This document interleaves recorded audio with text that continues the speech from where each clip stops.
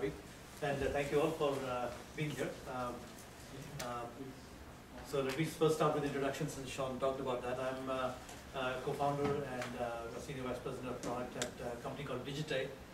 That's how that E is pronounced. We get a lot of questions on how the company's name is pronounced. We're based out of the valley here in Cupertino. We have offices in India and we have the customers worldwide. We've been around for about 10 plus years. My own background is combination of program and project management, and about 10-12 years of product management at and some of that back in my past life.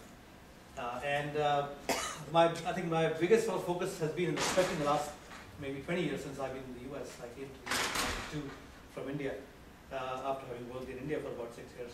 Has been to really facilitate distributed teams working together. So how do we make teams that are spread out, even within the building, within a building or across buildings, or certainly across geographies? How do we make them more effective in doing whatever they do? And of course, my experience personally has been primarily in application development, software development, that sort of activity.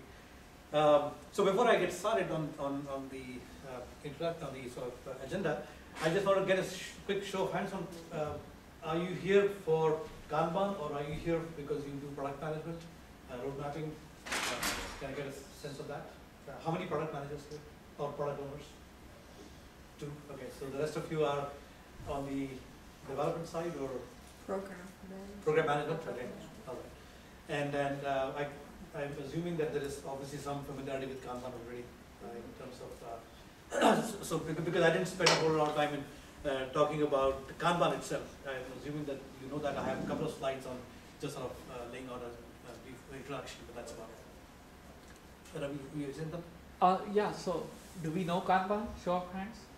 A little, not experts. Oh, okay. I know what it is. Okay.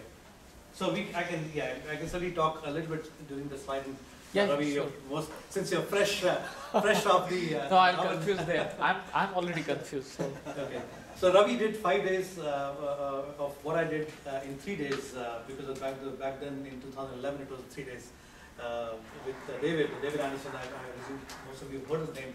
He's considered to be he used to be called the father of Kanban for software. He slowly started to dislike the term father, so now we say he's a pioneer in the Kanban space. And I'll talk a little bit about our meeting with him and my introduction to Kanban, etc., as part of the overall presentation. My own background being in product management and program management as well. This presentation has sort of evolved based on our experience in Digitay and in product management in specific. And I'm talking about it more from a product manager's perspective, but I'm sure this applies to all functions, whether you're in product management or development or other functions like support and professional services. So we can sort of relate to that. So and this is completely based on our own experience at Digitay, how we ourselves evolved as a software company from being a traditional software development company to being more agile, more iterative, and then finally doing Kanban.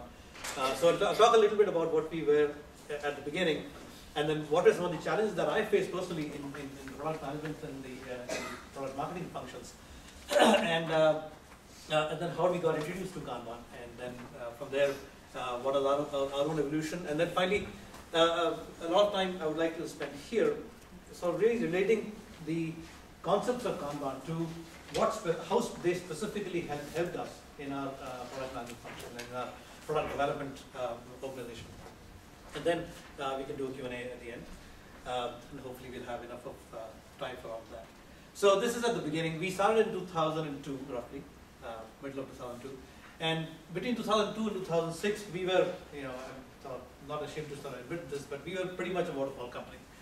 Because we were distributed right from the start, the development teams, which are primarily based out of India, really needed to have a good spec before they would start to work on anything. And since we all came from that background in general, we were very comfortable doing that. So the product team really were good at writing detailed specs. We wrote functional requirement document and system requirement document and all kinds of such definitions. And they would go over to the development team. We would have discussions on what is it that we need to build, and then they would go off and build it, and we would have a release. we had roughly, and I'll talk a little bit more about that in a couple of slides in terms of our release cycles. The problem that we faced with the first model was that between the time that the release was happening, or rather during the time that the release was happening, we didn't really have a good sense of what was actually going to come out in the end. And again, I think all of us are familiar with that problem. So we started to go more iterative 2007 onwards. So we, in a way, we kind of missed the entire agile journey. We never really tried Scrum or XP or any typical agile methods because it was really hard for us to kind of move from where we were to something completely different. We had a running business, we had to support that. So we didn't really try that. We just tried to become more iterative so that during this course of a single release, we did multiple iterations and we tried to get a sense of what was actually being done, how good was it, how complete was it, and so on and so forth, to make sure that the release that actually came out was reasonably in line with our expectations of what the release is going to be. So the release cycle, the external market release cycle didn't change much, but our internal understanding of the release, our internal speccing of the release, and internal demos and things like that, that changed. So we had a sequence of internal releases, depending on the size of the release, we would have typically between 3 and 4 internal releases that would happen. We would all get demos, our CEO would see it, and so on. And then as long as we were happy with it, we would go ahead and make the release. And that was our release cycle in those years, where we did 3 releases per year. 2 were minor, so roughly a frequency of about one per 4 months, and one of them was major. And we felt pretty comfortable with that. We thought that given the organization structure that we had, distributed team we also had, unlike a typical Silicon Valley startup, we had a lot of customers in India. So we had actually part of the team sitting here, part of the team sitting in India, and a large customer base in India because a lot of the consulting companies, IT services companies, they were customers. And they liked the kind of functionality that we provide. So funny enough, we had this sort of cycle also tied in nicely to how customers were willing to accept our releases. We were right from the beginning on SaaS. It used to be called ASP in those days, Application Service Provider. And but we also, right from the start, were also an on-premise software. So majority of our customers actually became on-premise customers. They would want to install it in-house. Because they had their customer projects running on our software and things like that. So part of that was also the reason why this release cycle helped, because customers typically, the corporate IT in most of these customers wouldn't want to take a new release every 4 months. So they would take a release probably once a year, except for patches on defects that they found. But other than that, they were happy with the yearly release cycle of updates at their own end. So things are sort of going on well. So from an external perspective, we thought we had it pretty good. But internally, this is what is happening. We were struggling, I mean, all the time actually. And since all of us, we are a small company, we began as about, obviously we began with 3 people to start with, but we quickly grew into about a 25, 30 people company. And then we are now at about 120 people overall. All of us really do software. We understand the whole software development life cycle, and so everybody's involved in the whole process of what is it that we are going to launch in the market next. So whether it is just the product management and engineering and development, and maybe some people from support who are really involved in the release planning process, everybody was involved. Even the CEO, sales and marketing, everybody was involved to really get as much advanced visibility into what is going to come 4 months from now or 6 months from now. So this whole process of defining what the next release would be was a big challenge for us. And though we didn't admit it to ourselves, we sort of gradually became aware of the fact that we are struggling with that.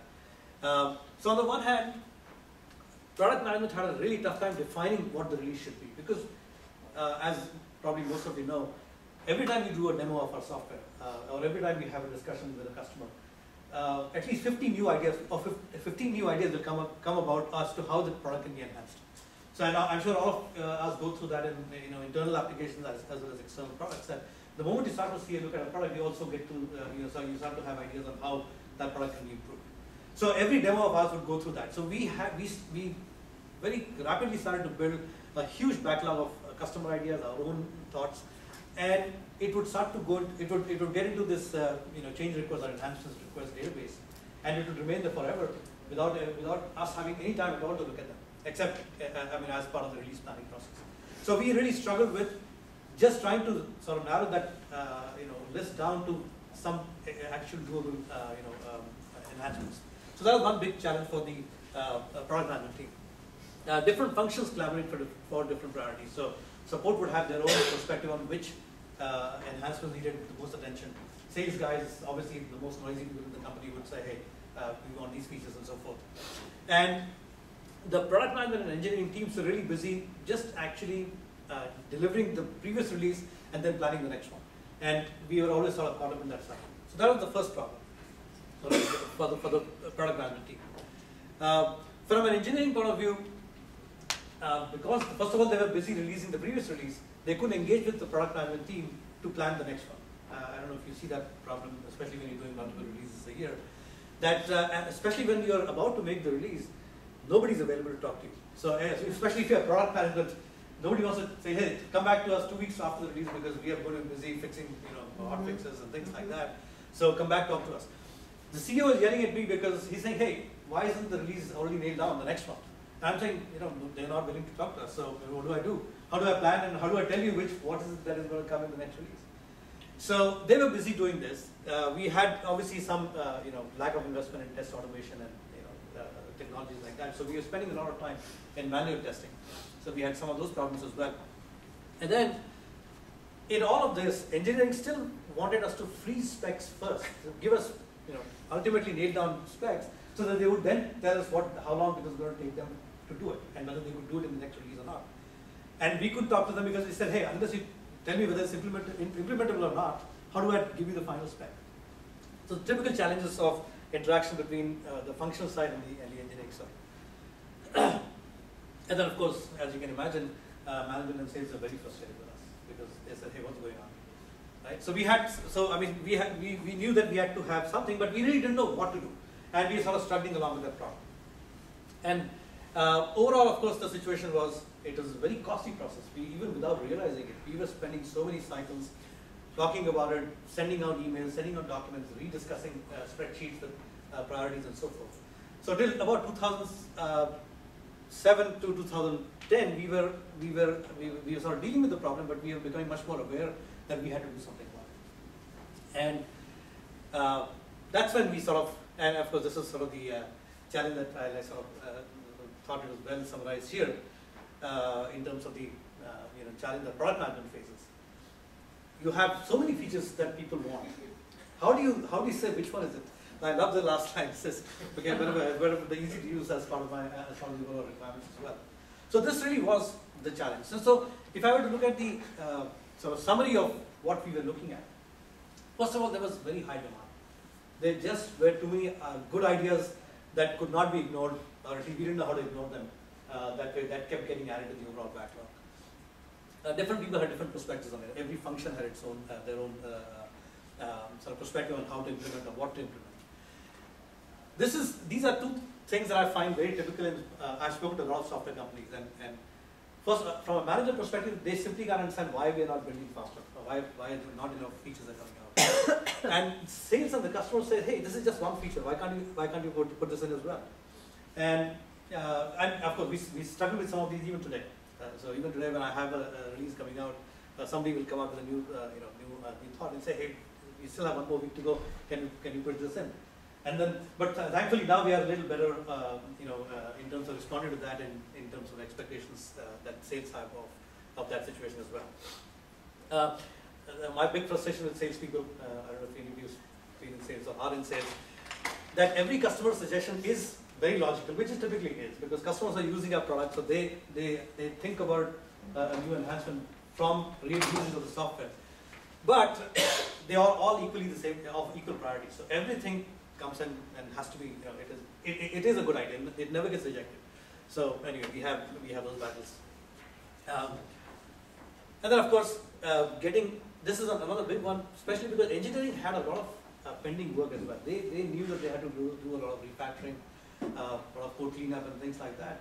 But because we were pushing them so much all the time for building new stuff, they really didn't have a very organized method of being able to address those challenges. So that sort of was the overall situation for us in the 2009-2010 timeframe.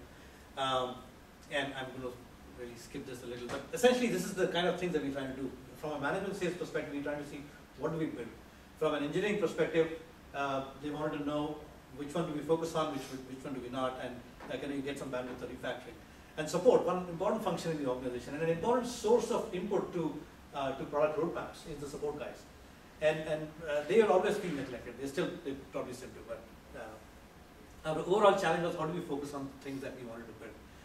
And that's when we got to hear about Kanban. So just like Ravi, I happened to meet David in one of the SCVG conferences actually. So quite a contrast from the Kanban world. But David was speaking at this conference and I happened to run into him. I happened to walk into the room because his room was, I mean, there were people standing outside and there was a huge bubble and everybody was trying to listen to what he was saying. So I knew that this had to be a session to listen to. So I went in there and I first got to know about Kanban there. So it was, I met him in 2009. We started to talk to him in late 2009. And from there on, it was a lot of quick learning and quick ramp up to understand what Kanban was about, how it could apply to a company like us, which had not been on the agile journey, so to speak. So we kind of liked the sound of it right from the beginning because it meant that we could apply it to what we were already doing and start to improve from there, become more agile, become more continuous delivery type of a company. We met a lot of other people. Masa Maida, he's here in the conference.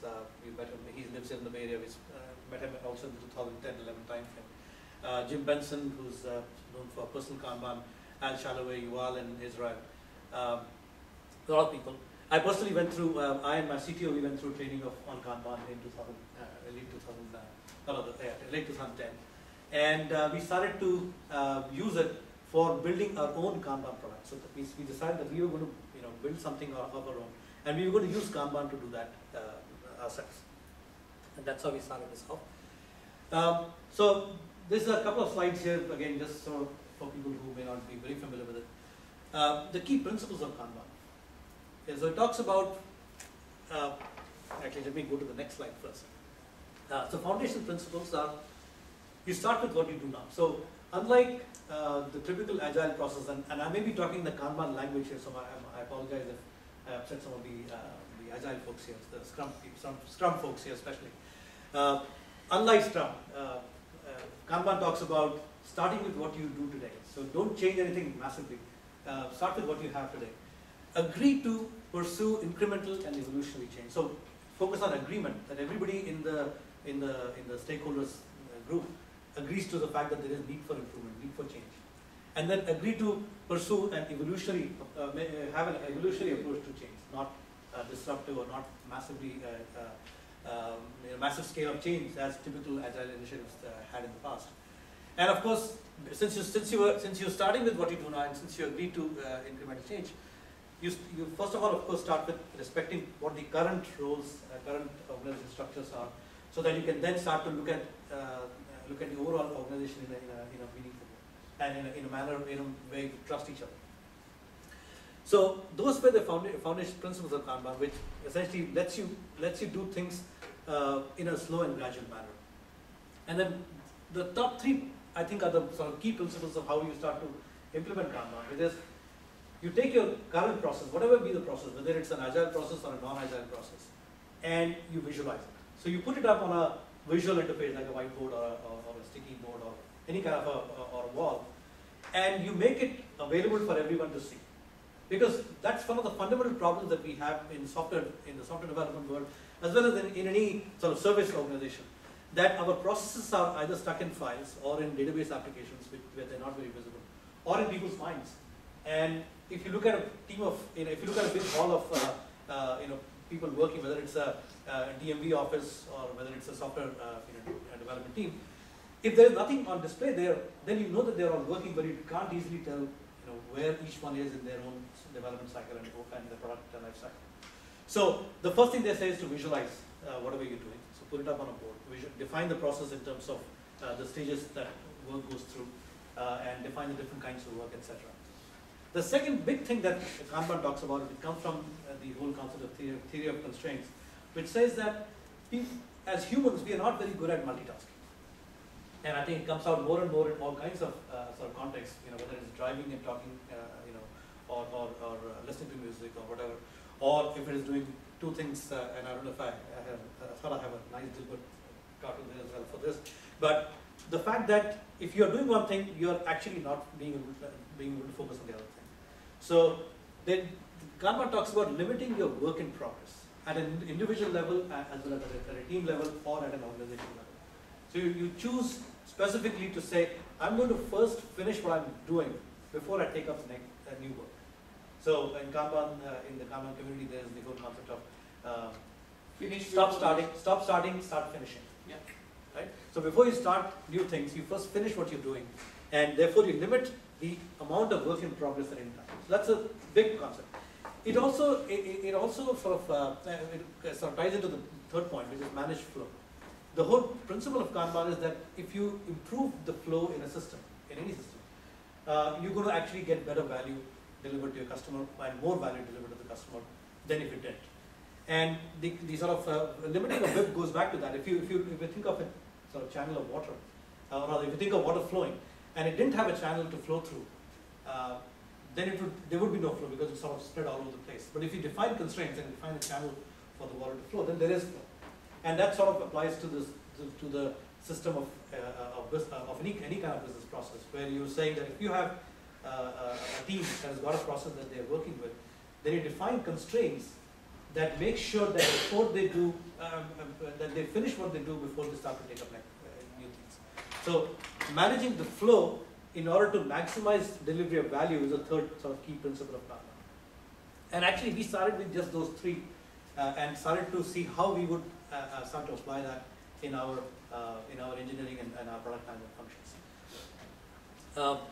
There are additional things around the Kanban system, but I don't know that it makes sense to spend a lot of time there. But one of the aspects of visualization is that the fact that you're putting it up on the wall is you're making it explicit.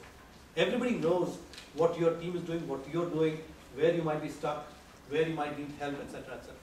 And therefore, you also want to make all policies about your work environment explicit so that everybody knows, for example, what is the definition of done. So there needs to be a formal definition of saying that, okay, when I'm done with these 3 steps of testing, when somebody has done a review of it and they have signed off on it, whatever be the process, that's your definition of done. Make that clear so that people know that unless they have followed all those steps, the work is really not done. So all such policies should be made explicit. Implement feedback loops. This is, common to both Agile and Kanban, obviously, that you want to implement feedback loops so that you're able to collect frequent feedbacks as you go through the overall delivery cycle.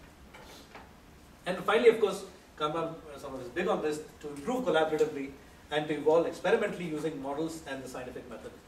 And Kanban has a lot of models in theory of constraints, statistical models, forecasting models, etc., that they use in order to first of all estimate what it's going to take to finish a certain amount of work, given your team's past history, so to be able to forecast what you've done, and to be able to use that for figuring out what is the real flow efficiency of your system.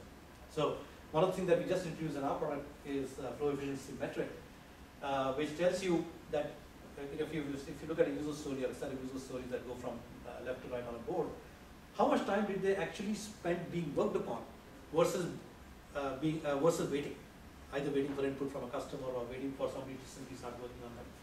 And David Anderson has talked about a number of studies published on this. There's a guy called Hagenforsch, who's in Europe. He's done a number of case studies here. And you'd be surprised at the flow efficiency, the ratio of work time, that is when things are actively being worked upon, divided by the total time.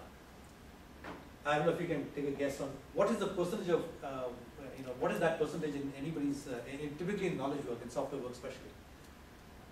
Anybody like a guess? 10%. 50%? 10%? Okay. So that's, we are far closer to the truth. It's somewhere between 10 and 14%. So 80 to 90% of your time, the work that's going through the system is waiting, simply waiting because... Or waiting or following up to try to find out. Exactly. So it's pretty interesting to see that data come out of Kanban systems as you start to focus on some of these aspects of your work, of flow, of optimizing flow. So that's sort of a very quick look at Kanban. We can certainly talk more. And Ravi, do you think if you want to talk a Yeah, little bit more? go ahead, because I think the audience is relatively interested in Sure. doing Kanban. Okay. So with this background in mind, what is that we were trying to do? So we clearly wanted to have a smoother flow in our organization. We were clear that we were not getting enough of that.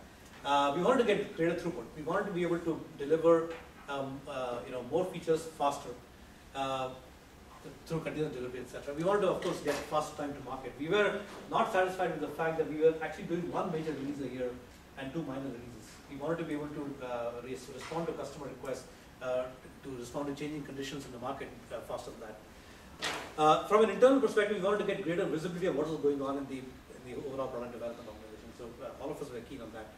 And finally, sort of engender greater understanding, greater collaboration, greater cooperation within the company, reduce the stress levels that we are all sort of facing. That is what we were doing. And at the time, we were all very excited. This is something new, and we were sort of ready to go. So we started off with a very simple, almost textbook sort of definition of a Kanban board, and we built a Kanban board that had items that are ready to work on. Ignore the numbers, the WIP limit. The numbers that you see on top of each column are the WIP limit numbers. So how many items can you have in each? So that's actually not the right number that we actually took up. And then we had a develop column where we had in progress and done. So when things were done, it was a signal to the testing team that they were going to start. They were going to be able to start testing. And then finally there was an approval. Very simple board, but it helped us get things off the ground. We were able to start taking our use cases and user stories and start to work it through the simple Kanban system. We had a fairly clear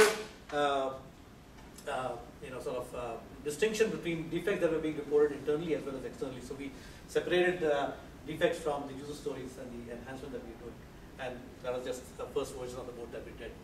And within about, this is from September 2010, rather really the work actually started, we actually started to use the tool in December 2010 roughly. So in about a 8-9 month period, we built up a fairly nice looking CFD. And so if you have used Kanban, you understand the cumulative flow diagram, which tells you how much work has gone through the system and how much have you completed.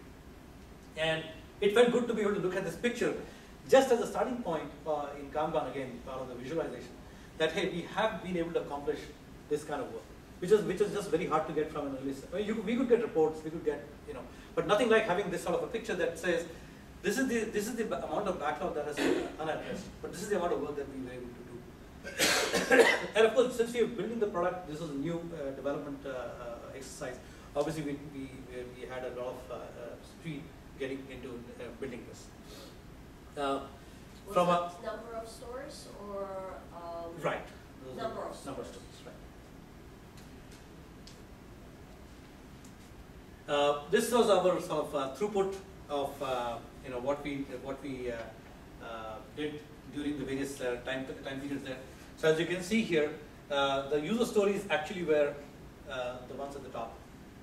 Obviously the big ones were defects as we were getting to a 1.2 version of the product, the beta version, then the production version, right? So we also got a very quick look at how many defects we were generating as we started to build this product, and we obviously wanted to fix that before we went production. So we went beta in March of 2011, and we went production in July-August timeframe of 2011. So as you can see here, I think this is right before we were going to go live, and so you can see the number of defects we fixed right before that, trying to make sure that what we launched was a stable version of the product. And I believe this data is still correct, so it did drop quite a bit, but it also dropped for another reason, that we switched over to a new version of this Kanban. So by now we had learned what was working for us in that flow and what was not, and so we moved on to the next version of the Kanban design. So before that, we did a quick retrospective. So this is about 9 to 12 months of using a Kanban for our own development work, and we're trying to see what had we learned, what problems had we been able to solve, and what were still unsolved. So we realized that the disconnect between the product management and engineering still persisted, and you can see why. Or maybe I can talk about that when I go to the next board. But you can see that there is almost no space for the product management guys here. There's really that as soon as the stories were ready, they started They're out to, of it. they forgot about it. It's now a development board that was sort of the focus of the company. The product management wasn't on this as such. The problems of the business problem that we had obviously continue to persist. So changing of priorities, change of requirements, engineering committing to user stories but then dropping them at the last minute because we were we were running out of time, etc. Those kind of things. From an engineering point of view, we clearly understood what our challenges were in terms of the kind of investments we needed to make in our development technology. So we spent a lot of time in test automation, in investing in tools and so forth, which we had been sort of doing throughout, but we sort of really focused on this at this time. And sort of made up for some of the gaps here. And one other thing that we found out was that we engineering did get called a lot because of our customer implementation projects to do customer-related work, because of which there was a lot of context switching that happened. So that came out because in this board, unfortunately, I don't have a sort of a filled-up version of this, but you would see many cards sitting here in blocked state because the guy who was working on it had been called to do something else. So, but we learned that as part of this exercise that yes, there was a lot of that happening, and we were able to sort of educate ourselves about it. So the next version, this is version 2 of a Kanban that we started in late 2011, and we continued through I think most of 2012, is that we introduced a multi-tiered, multi-lane planning Kanban board. So the first one we call it the planning board for I think it was a bad name. We should call it more sort of related to product specification, product management related name. But in any case, this is what we did. So we had a lane at the top, which was planning, where we gave time and space for the product management team to interact with the engineering guys. So if you look at this, we still had a prioritization exercise that happened off the board. But once they came here, this was a place where there was a lot of collaboration that happened between product management and engineering to decide how big were they, how complex were they, how would they be implemented, and whether they were implementable in the kind of time frames we're looking at. So this particular lane really helped us in terms of sort of generating that interaction between product management and engineering. And we said that unless all of this happened, we would not start development of user stories or features. So clearly we realized that while the team had to have a very, the development team had to have a very well-defined set of user stories to work on so that they could sort of work on it release after release. The product management team had to be much more organized in order to be able to have that very well-defined funnel into the board that they could actually work on. So this new design helped us do that, where we were able to get that interaction done. It did put some pressure on engineering because now they had to, even before the first release was done, they had to have an architect or a team lead come and discuss with the product management. I talked about the problem that they weren't available to talk to us. But now we took it even earlier in the cycle. So they were no longer busy in delivering the previous release, they were still in the middle of it. So they could find time to come talk to us, and we could discuss estimate, we could discuss complexity, we could discuss sizing and the feasibility of whether we could implement that or not. And only item that made it all the way to the end, so this is ready for development at the end, at the last column here. Those would go on to the next lane, which is the development lane. So I don't have that view, I sort of trim that here. Yeah, right, but you'll see the whole board in a minute. So this is now the development lane for the engineering and QA team. And as you can see here, we introduced all of the stages that we didn't have earlier. So coding plus JUnit. So now it is focused on writing unit test cases or test automation, and the review of that as part of the overall development cycle. We made sure that the developers didn't get off to the next task till they had finished writing automating test cases, writing the test cases, and going through code review. In fact, even that is sort of cut off here. But this was a code review column that we introduced. We didn't review, obviously we didn't review all of the code that we wrote, but we did take a majority of them to the code review cycle. We kind of went a little overboard here in terms of, we now like the whole concept, so we kind of over-engineered the board. We realized that in about a year's time. But as you can see, we had the planning and the development board. We were starting to generate a lot of customer interest and looking at customers' requests and so forth. So a lot of people wanted, besides standard Kanban metrics, they wanted to be able to extract data and be able to do their own analysis, their own metrics. So you can see that lane that says customer-specific DB scripts. We actually had so much work there that we introduced a lane to track script writing that we were doing for customers so they could extract data and be able to do their own analysis in-house. And then this is where we started to give engineering some bandwidth so that they could do their own work. So refactoring work, performance-related work, etc. All of that started to happen in this one. So is any of that mandated or is it all optional? Like for example, when you talk about refactoring performance, is it like mandated or? So in a way, yes. So the planning session was done between the CTO, the VP of engineering, and me. I headed product management, and we would all sort of say these are the things that we needed to do. And it was obviously it is clear to us that we had to do refactoring because I mean all of us understand that we need to do that to improve the code. But depending on the sort of business priority, we would say how much of that could be actually taken up, and then we would have some of that flow down the lane. So it was mandated in the sense that we all agreed that it was a good thing to do, and at the right, whenever there was time, we would do that. And that's actually one of the things that Kanban does very well. For those of you familiar with class of service in Kanban, it allows you to take up things that are not, that are sort of optional, and be able to take them up whenever you have some slack, whenever you have some bandwidth, and developers can go do some refactoring of code as part of the regular work. And you, okay, can, so you can set width limit on the class of service. exactly. You can say that I want to do 3 expedites at most as a team. You can make those kind of policies.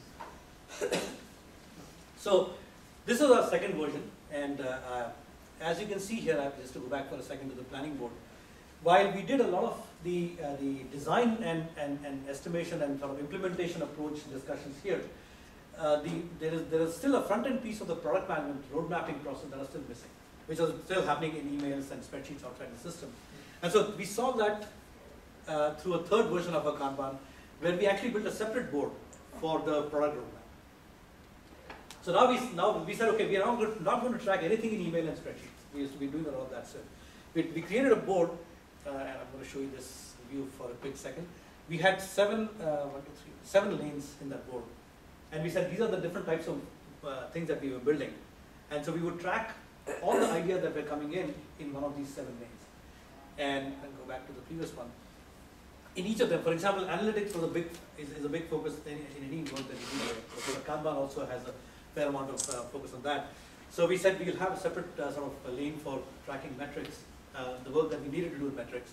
And in that we had, again, a little bit of over-engineering, over-analysis. And we, of course, have simplified things since then. But we said there were things that we needed to do simply to catch up with competition. There were things that we needed to do so that the school had a wow factor, and so on and so forth. So we sort of divided this, and our flow was downwards here. We said this is going to be the ready queue, the backlog, as you can see, that was in progress, and then there was a done. So within each lane, work sort of flowed downwards. We did this, but it was set up in sort of all good intention, but it wasn't very easy to follow actually. So unfortunately, even though the ideas were good, we never really fully used it. It was just too complex to manage as a Kanban system. And then have this workflow to the other board. If you remember, the sort of development board is still there. That was the main place where we were tracking it. So we have simplified this now. So this is starting at late 2013, and we just started to actually use it. And this, I'm liking this because it is simple. It has only 2 parts. One is, so there is a backlog to this, and I'll show you that in a second. The first lane there is initial prioritization. So there is always discussion going on in informal and formal sort of groups of what is important. So we know, for example, that making new users be able to use the system easily, user onboarding as we call it, is an area of focus for us. Analytics is an area of focus for us. Online, getting better online help, videos and quick tools and things like that are sort of areas of focus. So we sort of put those in the initial prioritized column in the first one. Once a month now we have a discussion between the main stakeholders, so sales, marketing, product management, and support, to say what are the ones that are prioritized for the next maybe 2 or 3 releases. So that's the second column, prioritize. And then we have the next release. So this is clear, hard cut, I mean, sort of almost cast in stone saying that these are the 7 things that are going to go. If you want to bring something in, you got to choose what you're going to take out. So the numbers have become pretty sacrosanct now. The WIP limits on each of the things. And again, I'll talk a little bit about this as to how we define these numbers based on our own performance. And then after that, this is clear tracking of what is going on in the current release. And our release cycle is roughly about 3 weeks. So the way we have sort of been able to evolve over a period of time is that we have got to 3-week cycles. And I'll show you a little bit of data there. The one thing that you see down there, and this is something that is still sort of evolving, as to how much weightage to give to customer input. How many customer ideas do we implement directly? How many of our own roadmap, technology, things, etc. we do? So at this point, we have said we keep about 20% of the bandwidth available every release for direct customer input to us. And I mean, it's amazing what good feedback we get about that, because I mean, customers really are obviously very happy that we are able to sort of interact with them directly and implement things that they're telling us to do.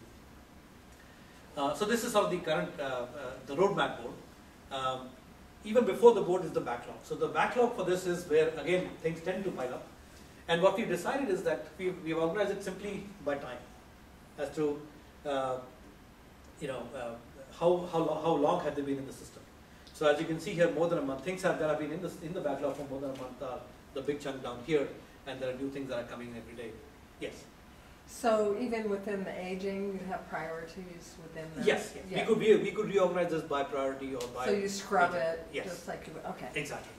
We even have, so what we do is we tag each requirement. So we can tag it by customer or by whichever functions came up with it. So we can do multiple sort of filterings and choose the right ones to take up to the main board. So this is the sort of backlog. We made the backlog visual so that people understand, they get a quick sense of what is the sort of volume of work that is sitting in the backlog as well. And we made a few changes. I just talked about the monthly the prioritization meeting that is happening now on a regular basis, so that nobody feels left out of the planning process for the next 6 months of work that's going to happen. And I still have a hard time getting my CEO to log into the system, but other than our CEO, everybody else does. So nobody asked me today to make a presentation on the product roadmap, because it's there for them to see anytime they want to listen. So that's all the evolution of our board. I just want to share with you some of the impact that I believe has happened. So what I mean here is, and I'm sure some of you are familiar with this, the shorter the product, the better you have to do planning of it, right? So here we are looking at 3-week release cycles. You have to be planning for the 3-week cycle maybe 6 months in advance, because that's what you're doing through the whole pruning of the input that you're getting, the demand that you're getting, in order to say that yes, these 3 weeks I'm going to hit with these 7 features, and our sort of capacity for each release is defined as 7. So just to give you a sense of that, in 2011, so remember I said that we're doing 3 releases a year earlier than this. In 2011, in 2012, after the Kanban system had sort of stabilized, this is the cumulative flow diagram, but which is where I've taken out the backlog and the archive stuff. So things that we've completed and things that are in the backlog. So each peak here, each peak and each valley shows you the release that we made here and the cards that were archived and went off the board. So we made about 11 releases during 2012. We had initially planned 18 to 24 in 2013, but then what we realized was that was an unrealistic target for us to take, because it made things a little unstable for us. So what we actually did was about 8 or 9 releases, but which were more uniform in the size, in the sort of value that we delivered to the market, and sort of the representation that we did for different sort of stakeholders in that release. So in 2013, actually it is from May 2013 to April 2014 that we just did a small releases now. We have done about 9 releases. And I think what has happened as a result is that it has become a much more stable process. This is the data I like to share. I don't have the same data for the subsequent period, because we changed our boards twice in that time. So the data is not very reliable right now. But this is amazing to see that between February of 2012 and October 2012, as we got better with Kanban, our average cycle time, the time that it takes for one user story to make it from the left to the board to the right to complete the work, fell from an average of, let's say, 10 weeks to about 2.3 weeks. Amazing. You know, we did, as we said, we did, I mean, we showed this data to David, and he was stunned. He said, you know, I've never seen this kind of data in a software product company. So he said, this is amazing sort of validation of the whole Kanban model. I can't say that we have seen this improve any further as of now, but I think 2014 we'll start to you know, see much more Doesn't stability. have to improve anymore. Oh my goodness. But you can see that the variations there are because of the team. Exactly, the settling down process. Maybe Absolutely. a lot of And factors. it starts to get more stable as you go down here. So what is it about Kanban, right? And so everybody's familiar with that picture, I'm sure. Why the change? So these are all the factors that are listed here, and I'd like to just go through them one by one quickly. I think we have about 15 minutes. Yes. So first of all, the visual mapping, just making it visual to people to see. And WIFM, what's in it for me? So that factor, the WIFM factor, that was a big, this was a big way to solve that, because now everybody can see what is coming out as for them. So our sales team knows that if some of these user stories are tagged by customer, they know, and they can tell the customer that, hey, you know what, in the next release or the release after, 3 of your suggestions or 3 of the issues that you reported are coming out. So each of the support team can do the same thing. So everybody can get a quick picture from here, from backlog, as to what is in it for them. They're more easily able to make out than they were able to do before. Again, the visual board, I mean, visualization overall, I sort of said that in the beginning, that visualization is really enlightenment. Everybody, it just makes the whole process of managing anything so completely different. And I think none of us get that till we actually start to do it. It has many things. So, but I think the overarching thing that happens is that it establishes trust throughout the system. Right from the management who's wondering, you know, are people actually occupied doing things? Are they producing good stuff? To customers who wanted to know what's happening to what they said. To product management saying, hey, is the engineering really working on what I prioritized for them, etc., etc. It all sort of comes clear. The red dots that you see there in those 3 cards is explicit sort of admission by the person who's working on this card. Hey, I'm stuck. I need help, and come help me. So that whole aspect of being able to open up and share and talk about both the good things and the bad become much more easy with a system where everybody sort of agreed to improve, to collaborate in a transparent way and do it on this Kanban board. This is another huge thing. Again, it's not something that we didn't know earlier, but the focus that Kanban places on throughput, it helped us focus as well. It is now easy for me to show it to anybody in the company that roughly we are able to produce, about 20, between let's say 20 and 25 or 25 and 30 items every release cycle.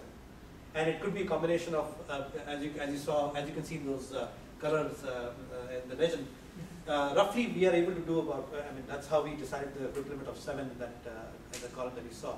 Then we said we'll do 7 user stories per release cycle, per 3 weeks on a rough basis.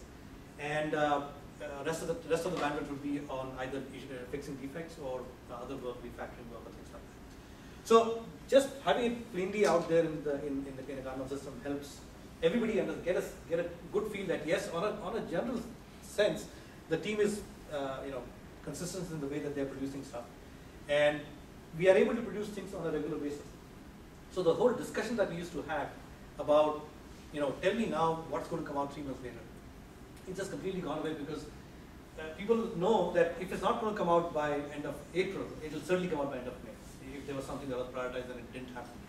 So the whole fear about not getting things done that were committed has just, everybody's forgotten about the discussion. And the only discussion is, okay, have you prioritized it?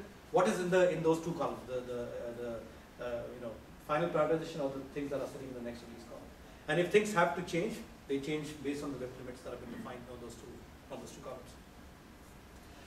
Again, that's exactly what I was talking about here. So, I mean, I have a great time with both the salespeople as well as customers, if it's a customer discussion, that you tell me what you are willing to do, because you know that we can't do everything. We have to be able to take out something so that we can do something else.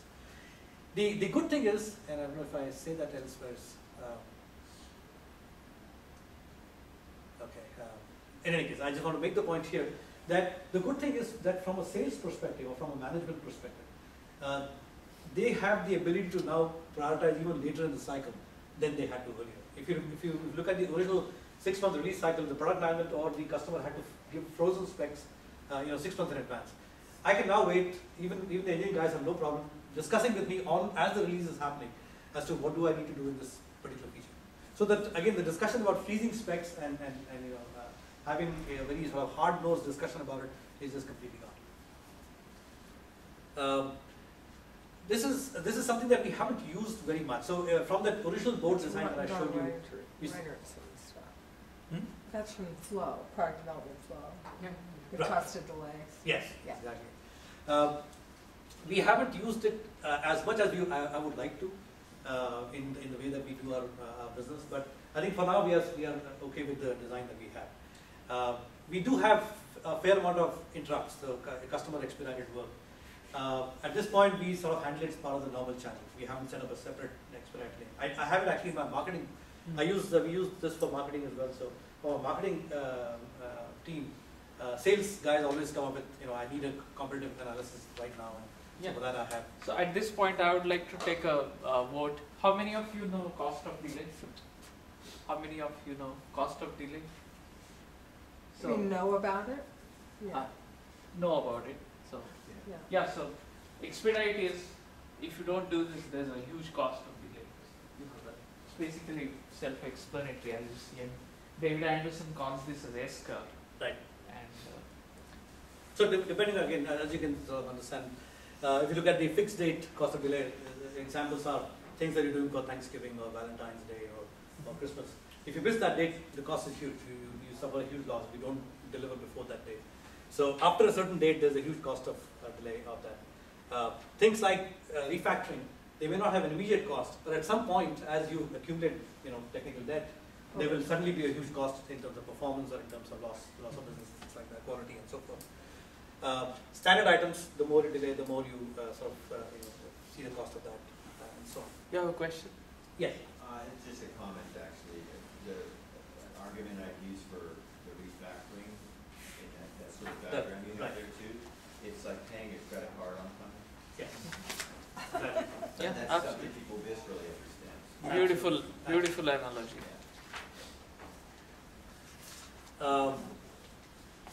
I talked a little bit about blocking. Again, first is the admission of why you are blocked, and it's not the fact that you're blocked and you need help to do it. But the fact that you're now focusing on this, you're able to now, again, I talked about the 10% of time actually in productive work, 90% in waiting or being blocked. You can do analysis to figure out what are the kind of things that are causing maximum loss of productivity or value or revenue. For us, it's not very clear from here. I don't even know if this is the right version. But when we did the analysis the first time, it was context switching. When people said, I'm off to work on something else and this is blocked, I've blocked this because somebody else is working on it. That had the maximum loss of time for us. And I think we all know, we all talked about that context switching certainly causes a lot of loss. Of course, we talked about this, so the ability to deliver more often and with greater value, etc.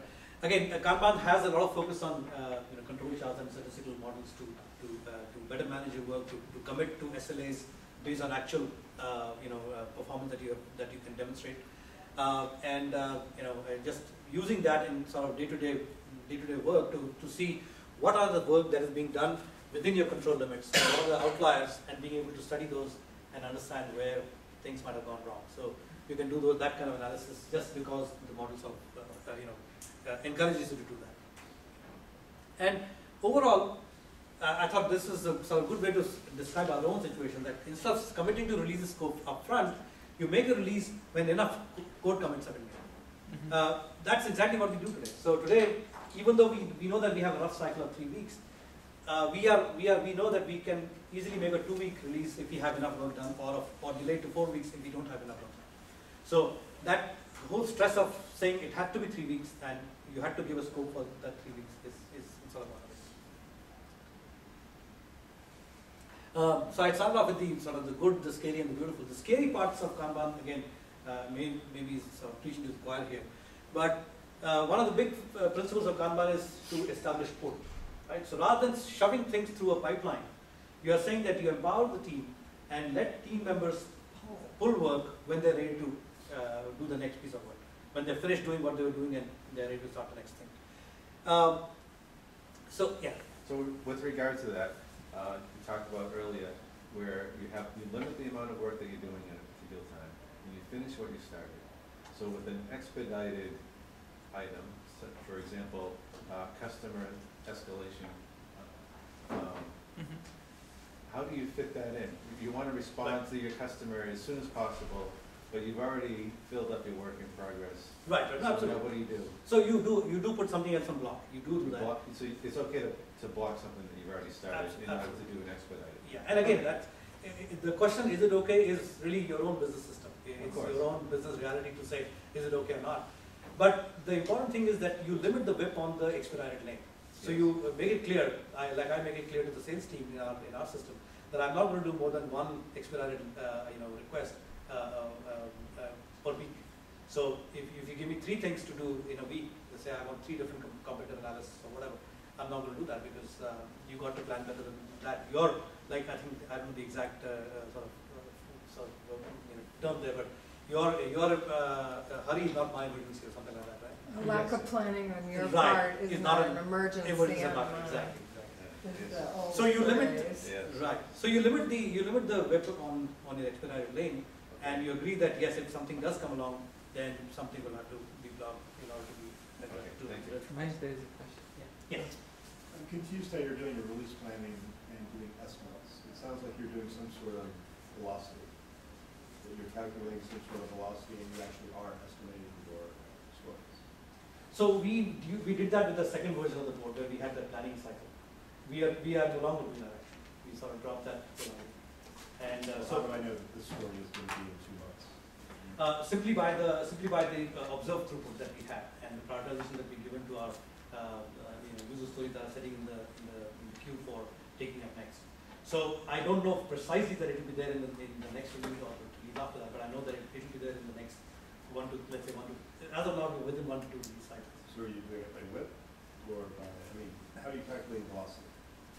As I said, we are really not calculating velocity as such. We are observing our throughput based on the completion that I showed you earlier. So you're assuming 2 stories, 3 stories per week, Right. per I month? think the stories can be. So we get 7 stories per release per 3 weeks is what we observe to be the throughput that we are. So the planning in Kanban is done really Right. differently. Yeah, so than we Scrum. don't sort of use the term velocity, but you're right, it is. So in Kanban, we do not use the term planning or estimation the way Scrum teams use. So Well, it sounds like you are actually. It's not exactly done the same way. they are not. So we are not doing that. We are not planning upfront as much as going by what we are actually delivering and therefore forecasting. So we are not planning in terms of saying, okay, I'm going to do 7 users. I have a set of user stories that I have run. Projecting. If I can put in an 8th one, I will. But if I can't, I won't, and I won't worry about it. So we don't. So therefore, we don't say planning so much as simply prioritization of user stories and having them queued up, so that when work is completed, it can either be taken up or not, depending on when I need to make the release. You try to make the stories the same size. We try to, yes. We try to. So we actually have a way by which you can break down themes, epics, user stories, and we try and have them relatively the same Do size. you roll up stories into some other thing Yes. for your release planning? We don't do it as much formally as we should. We simply do user story to user story. We have different types of objects that we define. So we have simply chosen to use user story as a common object. But we do have the ability to define a hierarchy of user stories. Am I running out of time? I think I have. Yeah. Let me just quickly take you to one more. I just want to show you one slide, which I think represents sort of health of our organization in general, and I think, Yeah. I'm sorry about that. One slide that I want to show you, really the business benefit that we've seen in terms of being able to do faster time to market, many more releases in a year that we were able to do earlier, faster feedback loops, and better overall product market fit because we are able to get that feedback from customers as well. And of course, greater satisfaction from customer as well as management point of view. I want to show you this slide. So I think at this point, if you have to look at sort of Facebook relationship equivalents, if you look at sales, customer, and engineering and product management, we are in a relationship, we are happy together and so forth. With management, it is still a complex. You can't please management all the time. Yeah, but at least you have data to show. You do have, absolutely. So one thing I would like to say about Mahesh and his company is that, there is this term, eat on dog food. We are trying to sell Kanban tool.